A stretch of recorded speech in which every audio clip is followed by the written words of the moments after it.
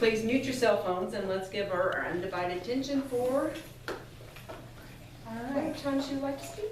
Well, I want to first of all thank the library and the Friends of the Library for inviting me here. Yes. I love your T-shirts. I saw it on Facebook too. I like the slogan. Yeah, it's a really neat slogan. Mhm. Anyway, I was born in, well, I'm not going to tell you what year, but I'll give you a hint. I was born the same year that Barbie was created.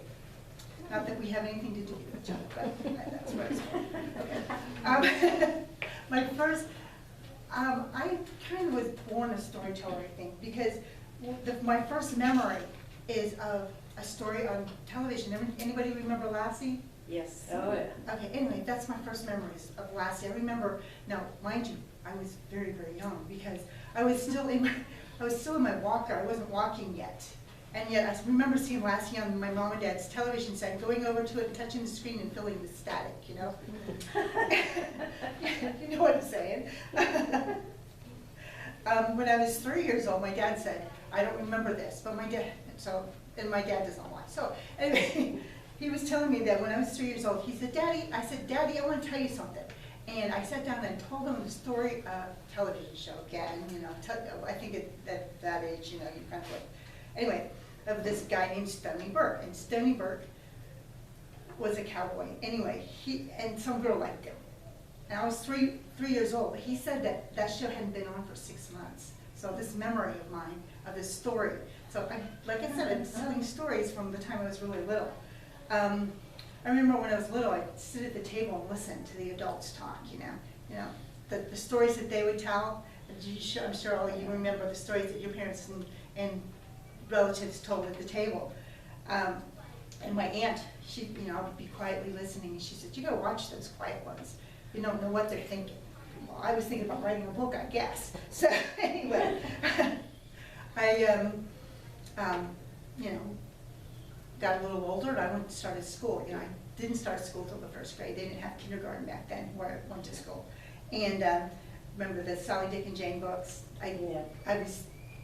I was born on, I mean, I grew up with those books. Those were my first things. And what I remember best about that was our teacher would have this flip chart up there. And she would have the picture up there and she'd have the words under it. And then she'd have us describe the picture. So we had to describe the picture. And that was like part of my training, you know, in being a storyteller. Then when I was in the 4th grade, my 4th grade teacher, Mrs. Wilkinson, introduced me to history. And the history book we had was really neat because it didn't, you know, cover dates and it didn't cover wars and stuff. It was about people. And I remember this one story, just a minute. Anyway, I remember this one story where Samuel Adams, John Adams' cousin, he was in jail for some reason. I don't remember, I think it told it in the thing, but I don't remember that part. Anyway, he was talking to a Hessian soldier that was guarding him, and he talked the Hessian soldier into going from the British side to the American side. It's a funny thing to think she'll remember, you know? I don't remember any of the other stories, but I do remember that. And that book started me in my love for history. I mean, because I realized then that history is like his story, you know, it's about, it's a story. And that's kind of what I was always look for in history, is the story. Now, I don't care about the dates, I definitely don't care about the wars, but tell me about the people. So, also that same year, when in Mrs. Wilkinson's class, she introduced me to Laura Ingalls Wilder, which I'm sure you've heard of. I mean, I know you know because you got the book there. Okay, now I lived in northwestern Pennsylvania. Now, the story of that book got all the way up there. This is before the TV show. Okay, so anyway, I fell in love with the stories. I knew all this before the television show was ever on. I knew everything about them. I'd read the West from Home and the entire series. I'd read the first 4 years, all of it. One of the things I noticed my dad would talk about it is that Laura had a way of describing things and going into detail. You know, he always liked that, and I picked up on that, you know. And I think a lot of the way she writes influence a lot of the way I write. Now, mind you, my voice is a lot different than hers, but I do think I picked up some things from her. Then when I reached the 7th grade was when I actually started writing. I went nuts over writing. It was Mrs. Watson's English class, and Mrs. Watson had assigned us to do a project called, it was a very wrong number, you know, and it was about we were to write a story about a wrong number that we got on the phone.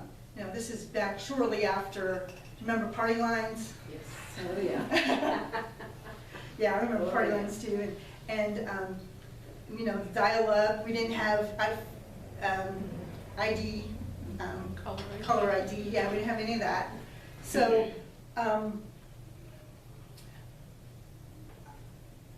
anyway, so I started writing, and I wrote, and I didn't stop writing until after, especially after high school. Then life kind of got in the way, you know, of my writing. So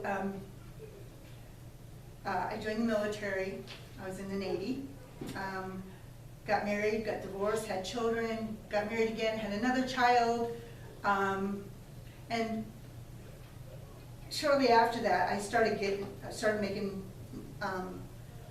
writing more of a full-time kind of a thing where I wanted to write all the time.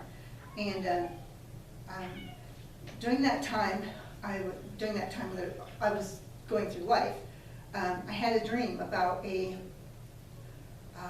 girl and a boy. He was sitting on one end of a rustic bench. She was sitting on the other end of a rustic bench. And they were sitting in front of a log wall. Okay, so I knew, don't ask me what, but I knew they were at a fort. And they were interested in, she looked at him and he looked at her and he goes, haven't I seen you somewhere before? You know, the famous old line, you know. But she goes, yeah, I think so. And then I kind of woke up. But anyway, it's like that story kept sticking in my mind, like, I gotta do something with that, I gotta do something with that. But during that time, I mean, I always liked to read books. And one of the things I would do is I went to the library and I went and saw this old book, this series of books, actually, several volumes of books called Parkman's Works. And it was of the French and Indian War and the Pontiac's conspiracy afterwards.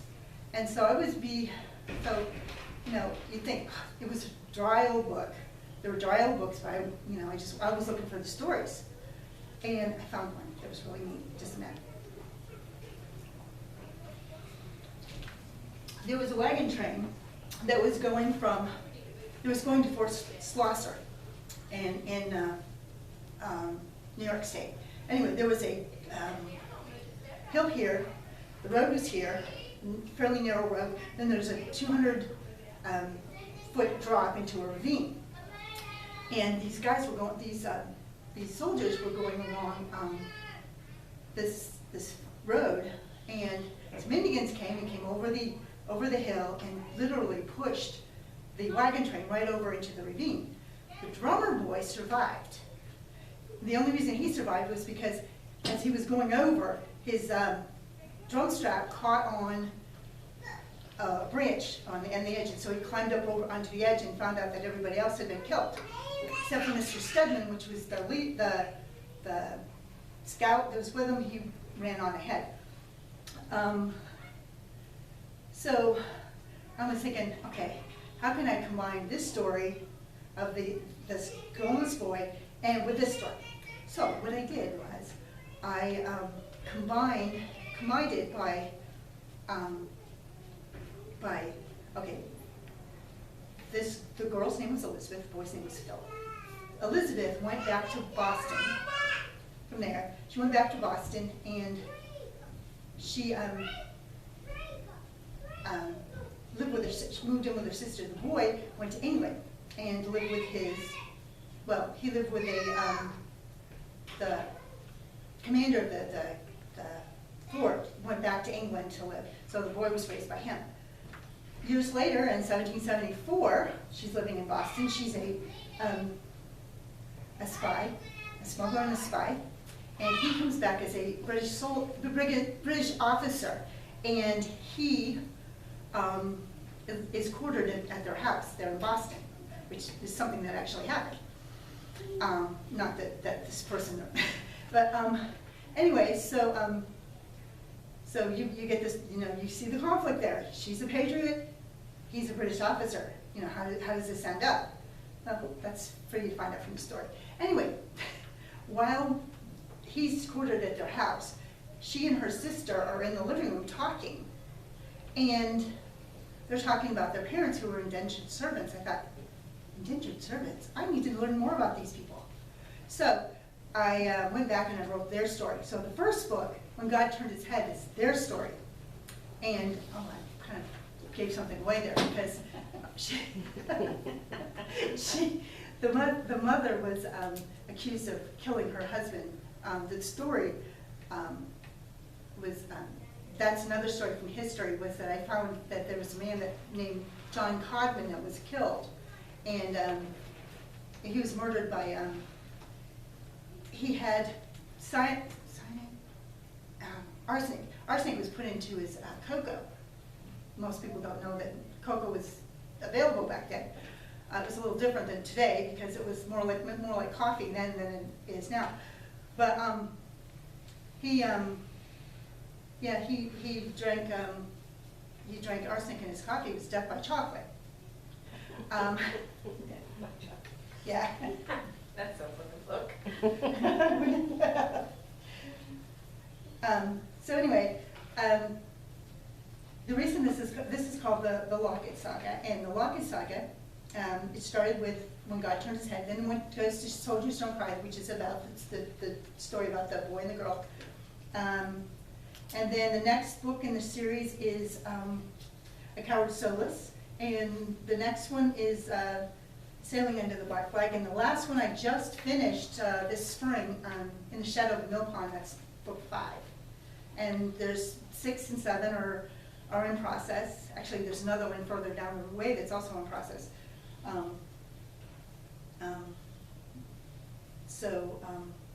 Anyway, that was that. I've also written some nonfiction books. I've got 4 of them up there. The one, Living Today, isn't out yet. It was supposed to be out, and if you look at the cover, it's like over, the words are too far over, so I've got to bring them back in. So that's why it's not. I wanted a perfect book before I put it up for public use. So Jana, although I don't have any other copies of it, Jana claimed that one. So Sold. so it's sold. Yeah, it's sold, but it's not even a good copy. The other 3 books I wrote were Simply Vegetable Gardening. I know you don't believe this. I've been writing as long as I have been gardening as long as I have been writing. So I've been writing since I was 12, and I was gardening since I was 12. I got this thing into organic gardening when I was 12. I liked the concept, of taking the garbage and turning it into black gold, and so I've learned a few tricks over the years, and that's how Simply Vegetable Gardening came about. Then, because there was only 2 products that I ever used in my garden that wasn't, or that I bought. The only 2 things I bought were kelp and diatomaceous earth. So I did a little bit more research on each one of them, and I wrote the diatomaceous earth one, like I said, and then the help from kelp. Like I said, the most recent book that I've got there, I'm saying this, I'm repeating myself here, Living Today, The Power of Now. It's not a gardening book, it's a inspirational self-help kind of thing, So, and there's another book that I'm working on, and it's called Write a Book to Ignite Your Business. So that's kind of called what? Write a Book to Ignite Your Business. Oh, okay. And it's more of a, taking my experiences as a self-publisher and putting it all in one place so people will know how to self-publish if they wanted to self-publish. but that's getting ready to go to the editor very shortly, like within the next couple weeks. So, that's Confessions of a Storyteller. Do you have any questions, any comments? Your series, are they Yes. standalone, or do you have They to are read each and every one of them? They are standalone, probably so much so that there's some people that have read the series are like, they don't connect as well as, they would like, but I liked it. I mean, there's other people that really enjoy it and they can't wait for the next book to come out, so. But I mean. But they are standalone? Yeah, they can be standalone. Mhm. So you could start with a Coward Sowa, but you could start with a Coward Sowas and kind of get the idea. Most of the, like I said, I started writing Soldiers Don't Cry at first, but I ended up finishing When God Turned His Head before that, so. But you can see the tie-in between the two different books. I mean, you can see the connections, but you can also see the stories that are standing alone. Any other questions? It's only been 20 minutes. Your help from kelp, is that? Oh, help from kelp. Yeah, kelp. You can get. Excuse me. My mouth is all this. I'm really dry. We have that effect on people while we're staring And the cameras. I need the water for the camera staring at me. I asked him. I asked him to bring that. So. It's Don't your blame fault. him. It's my own fault. Right. Help from kelp. I have learned from kelp. I have a secret with kelp. If you take a little bit of kelp powder, and put it into your planting holes when you plant tomatoes, you will not. Let's put it this way: I have never gotten rotten blossom end rot from in my tomatoes when I've done that. Put it in the planting holes before, because kelp has like the most as like every nutrient our body needs. Every nutrient that basically any anything needs. Yeah. Any animal needs. I've tried kelp before, I don't particularly want to eat it again, but. Yeah. Well, see, what I did was I put it and sprinkle it on my garden. I fed it to my chickens, they loved it. My goats loved it. Mix it in with their feed. How do you buy it? You said powdered. Do you buy it? I bought it from what's it called? The feed store. You can buy it at the feed store, and you can buy it online through Amazon, of course. You can buy anything through Amazon. Yeah, it's amazing. Yeah. If you think about fresh food, I think fresh vegetables. I think that's coming. Yeah, Whole Foods. Yeah. Yes, they love Whole Foods, yes. Yeah. I mean, I was buying toilet paper from Amazon for a while. Till the price went up, and it's like, I'm not doing that anymore. I think they were losing money, Your history books, are you going to write a different year history, or are you going to start a new series after this? Or? No, I'm going to continue on. I've got books 6 and 7 in the works. Book 6 is about, in the Shadow of the Mill Pond is when they got as far as Pittsburgh, and then when they go up to northwestern Pennsylvania, which is where I'm from, which is kind of where the story started with soldiers, and then I'm going to be in the book after that, which is called Two Rivers.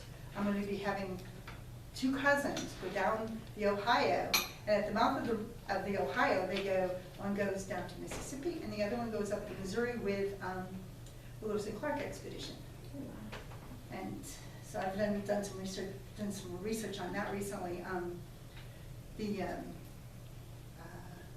I've been looking at their journals. Their journals are fascinating, and it's been sort of wading through that, though. It's been a challenge because there's like 4 or 5 different